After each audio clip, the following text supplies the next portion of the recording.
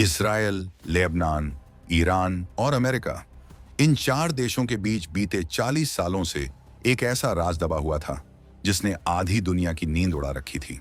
क्या आपने कभी सुना है कि कोई देश अपने एक सैनिक के लिए पूरे के पूरे देश की सरहदें लांघ जाए और वहां जाकर कब्रिस्तान ही खोद डाले?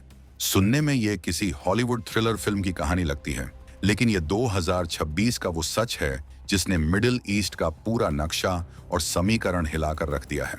2026 की शुरुआत में इजरायली डिफेंस फोर्सेस यानी आईडीएफ ने लेबनान के अंदर एक ऐसा ऑपरेशन अंजाम दिया है जिसकी चर्चा आज हर बड़े देश के वॉर रूम में हो रही है। सवाल यह है कि आखिर 40 साल बाद ऐसा क्या मिला कि इजरायल को कब्रें खोदने की नौबत आ गई? क्या वो पायलट अब भी जिंदा है या फिर इजरायल दुनिया को कुछ और ही दिखाना चाहता है? ये पूरा मामला उस जज्बे और जिद का है जिसे दुनिया इजरायल के नाम से जानती है। बात सिर्फ एक इंसान की नहीं है, बात उस मैसेज की है जो इजरायल पूरी दुनिया को देना चाहता है। लेबनान की धरती पर आधी रात को जब आईडीएफ के कमांडो उतरे तो वहां की सरकार को भनक तक नहीं लगी। अमेरिका को भी इस ऑपरेशन की जानकारी तब मिली जब इजरायली सैनिक अपना काम पूरा कर चुके थे। ये वो दौर है जहां टेक्नोलॉजी आसमान छू रही है, लेकिन इजरायल आज भी मिट्टी के नीचे दबे उन सुरागों को ढूंढ रहा है जो 1986 में खो गए थे। क्या आपको पता है कि एक विमान हादसे के बाद जब पायलट पैराशूट से नीचे गिरता है तो उसके साथ क्या क्या हो सकता है, और अगर वो दुश्मन के इलाके में गिरे तो उसकी कीमत कितनी बड़ी हो सकती है? इस कहानी की गहराई में उतरने से पहले आपको यह समझना होगा कि इजरायल अपने वादों का कितना पक्का है। वहां एक नियम है, कोई भी पीछे नहीं छूटेगा। इसी नियम को निभाने के लिए 2026 में लेबनान के एक पुराने कब्रिस्तान को खोदा गया। ये कोई साधारण खुदाई नहीं थी, बल्कि ये इजरायल की उस तड़प का नतीजा थी जो पिछले 4 दशकों से उनके सीने में जल रही थी। रॉन अराद, ये वो नाम है जिसने इजरायल की इंटेलिजेंस एजेंसी मोसाद को 40 साल तक सोने नहीं दिया। रॉन अराद का लापता होना सिर्फ एक सैनिक का गायब होना नहीं था, बल्कि ये इजरायल की प्रतिष्ठा पर एक ऐसा सवाल था जिसका जवाब मिलना अभी बाकी है। चलिए वक्त के पहिए को थोड़ा पीछे घुमाते हैं और चलते हैं 16 अक्टूबर 1986 के उस मनहूस दिन पर।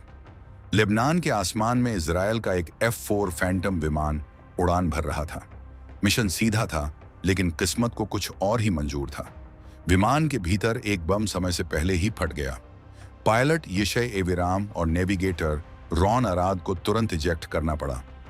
एविराम को तो इजरायली सेना ने एक बेहद खतरनाक रेस्क्यू ऑपरेशन में बचा लिया।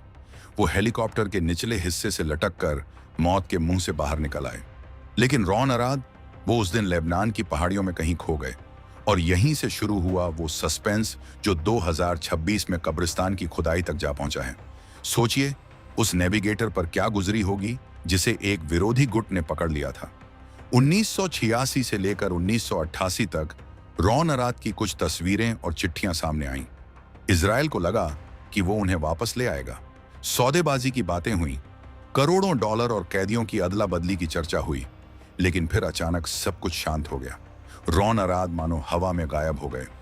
इसके बाद शुरू हुआ कयासों का दौर। कोई कहता उन्हें ईरान भेज दिया गया है, तो कोई कहता कि वो लेबनान की ही किसी काल कोठरी में दम तोड़ चुके हैं। लेकिन इजरायल, उसने हार नहीं मानी। 2026 का यह नया ऑपरेशन इसी जिद का अगला अध्याय है। लेबनान में जब आईडीएफ के विशेष दस्ते ने कब्रें खोदनी शुरू की तो दुनिया दंग रह गई। ये काम इतना गुप्त था कि लेबनान की आर्मी को लगने लगा कि शायद कोई बड़ा हमला होने वाला है। लेकिन इजरायली सैनिक वहां सिर्फ हड्डियों के अवशेष ढूंढ रहे थे। उन्होंने वहां से डीएनए सैंपल लिए। क्या आप कल्पना कर सकते हैं कि 40 साल पुरानी मिट्टी से किसी का वजूद ढूंढना कितना मुश्किल काम है?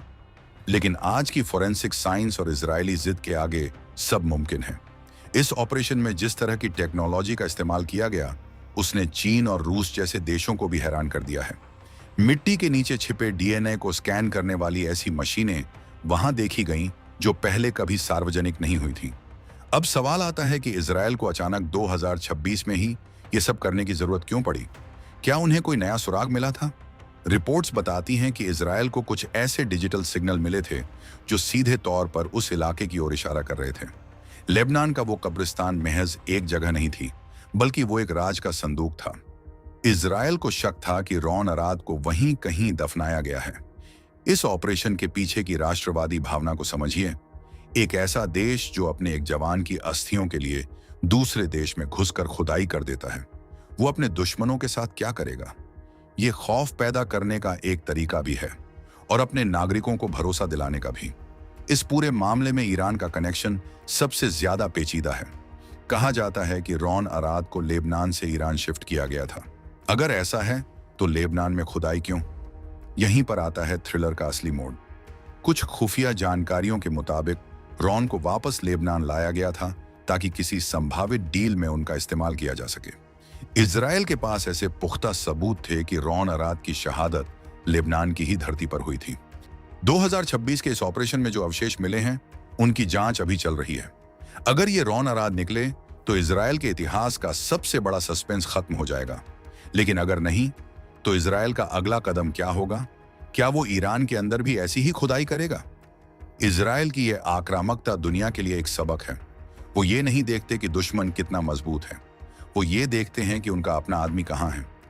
लेबनान की संप्रभुता की परवाह किए बिना जिस तरह से ये मिशन अंजाम दिया गया, उसने साबित कर दिया कि इजराइल के लिए नेशनल प्राइड से ऊपर कुछ नहीं है। वहां के लोग इसे पवित्र मिशन मान रहे हैं। सोशल मीडिया पर इजराइल के युवाओं का जोश देखने लायक है।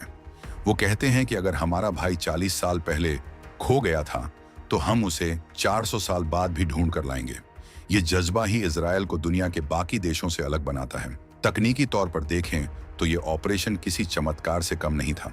लेबनान जैसे इलाके में जहां हर कदम पर विरोधी गुटों का पहरा है, वहां भारी मशीनरी के साथ घुसना और बिना किसी शोर के खुदाई करना, ये इजराइल की स्पेशल फोर्सेस की ट्रेनिंग का लोहा मनवाता है। उन्होंने वहां ऐसे सेंसर्स लगाए थे जो दुश्मन के आने की आहट को मीलों दूर से पकड़ लेते थे। ये 2026 का भारत हो या इजराइल, आज की दुनिया में ताकतवर वही है जो अपने लोगों के लिए किसी भी हद तक जा सके। इजराइल ने लेबनान में जो किया वो सिर्फ एक खोज नहीं थी, वो दुनिया की आंखों में आंखें डालकर बोला गया एक सच था। इस कहानी का भावुक पहलू भी समझिए। रॉन अराद का परिवार आज भी उनकी राह देख रहा है। उनकी बेटी जो तब छोटी सी थी, आज खुद बड़ी हो चुकी है। क्या कोई देश इतने लंबे समय तक किसी की याद को जिंदा रख सकता है? इजराइल ने रखा है। वहां के हर स्कूल में, हर सैन्य ट्रेनिंग में रॉन अराद का नाम लिया जाता है। 2026 का ये ऑपरेशन उन तमाम वादों को पूरा करने की दिशा में एक बड़ा कदम है। लोगों का मानना है कि इस खुदाई से जो कुछ भी मिला है वो इजराइल की आने वाली पीढ़ियों के लिए एक मिसाल बनेगा। लेकिन क्या ये इतना आसान है? लेबनान इस घटना के बाद भड़का हुआ है। वहां की राजनीति में भूचाल आ गया है। लोग पूछ रहे हैं कि हमारी नाक के नीचे इजराइल ये सब कैसे कर गया? क्या हमारे सुरक्षा घेरे में इतनी बड़ी सेंध लग चुकी है? अमेरिका इस मामले पर चुप्पी साधे हुए है, क्योंकि उसे पता है कि इजराइल जब अपने मिशन पर निकलता है तो वो किसी की नहीं सुनता। चीन इस पूरी घटना को बड़े गौर से देख रहा है, क्योंकि उसे भी अपनी विस्तारवादी नीतियों के लिए ऐसी ही निडरता की तलाश है। लेकिन जो कलेजा इजराइल के पास है वो शायद ही किसी और के पास हो। अब बात करते हैं उस सस्पेंस की जो इस खुदाई के बाद पैदा हुआ है। क्या रॉन अराद को वाकई वहीं दफनाया गया था, या फिर ये इजराइल की कोई बड़ी चाल है ताकि वो लेबनान के उन इलाकों का नक्शा तैयार कर सके जहां विरोधी गुटों के गुप्त ठिकाने हैं? कई एक्सपर्ट्स का मानना है कि रॉन अराद का नाम सिर्फ एक कवर है। असली मकसद तो लेबनान के उस कब्रिस्तान के नीचे छिपी कुछ और ही चीजों को ढूंढना था। क्या वहां कोई पुरानी न्यूक्लियर फाइल दबी थी, या फिर कोई ऐसा राज जो ईरान को बर्बाद कर सकता है? ये वो सवाल हैं जो आने वाले समय में पूरी दुनिया को हिलाकर रख देंगे। 2026 का ये साल इतिहास में इजराइल की इस दिलेरी के लिए याद रखा जाएगा। कब्रिस्तान की वो मिट्टी आज गवाह है कि एक सैनिक की कीमत क्या होती है। इजराइल के प्रधानमंत्री ने संसद में जब इस ऑपरेशन का जिक्र किया तो पूरा सदन तालियों की गड़गड़ाहट से गूंज उठा। ये होता है राष्ट्रवाद, जहां पार्टी और राजनीति से ऊपर देश और उसका सम्मान होता है। उन्होंने साफ शब्दों में कहा कि हम रुकेंगे नहीं जब तक रॉन की आखिरी निशानी वापस नहीं आ जाती। ये बयान दुश्मन देशों के पसीने छुड़ाने के लिए काफी था। इस पूरे मिशन को ऑपरेशन ब्लू एंड व्हाइट का नाम दिया गया था। नीले और सफेद रंग के उस झंडे के लिए इजरायली कमांडो ने अपनी जान हथेली पर रखी।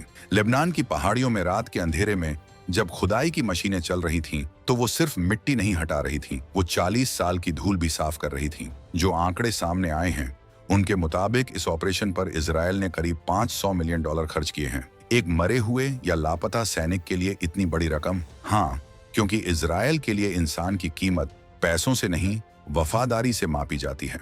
जो लोग कहते हैं कि इजराइल छोटा सा देश है, उन्हें यह समझना चाहिए कि जिगर बड़ा होना चाहिए, देश नहीं। 2026 में लेबनान के अंदर घुसकर इस तरह का काम करना यह बताता है कि इजराइल की पहुंच कहां तक है। वहां के इंटेलिजेंस नेटवर्क ने लेबनान के हर घर, हर गली और हर कब्रिस्तान का डेटाबेस तैयार कर रखा है। उन्हें पता था कि किस कब्र के नीचे क्या मिल सकता है। ये सिर्फ एक खुदाई नहीं, बल्कि पूरी दुनिया के लिए एक चेतावनी थी कि अगर हमारे किसी एक को भी हाथ लगाया तो हम तुम्हारी जमीन खोदकर उसे वापस ले आएंगे। जैसे जैसे ये कहानी आगे बढ़ रही है, सस्पेंस गहराता जा रहा है। रॉन अराद के अवशेषों का डीएनए टेस्ट अभी जारी है। पूरा इजराइल सांसें रोककर इंतजार कर रहा है। क्या वो वही हैं? क्या 40 साल का ये इंतजार खत्म होगा? अगर रिपोर्ट पॉजिटिव आई तो इजराइल में एक नया इतिहास लिखा जाएगा, और अगर नेगेटिव आई तो यकीन मानिए, इजराइल रुकने वाला नहीं है। वो लेबनान के बाद किसी और देश का रुख करेगा, लेकिन रॉन को ढूंढकर ही दम लेगा। ये वो पागलपन है जो सिर्फ एक राष्ट्रवादी देश में ही देखने को मिलता है।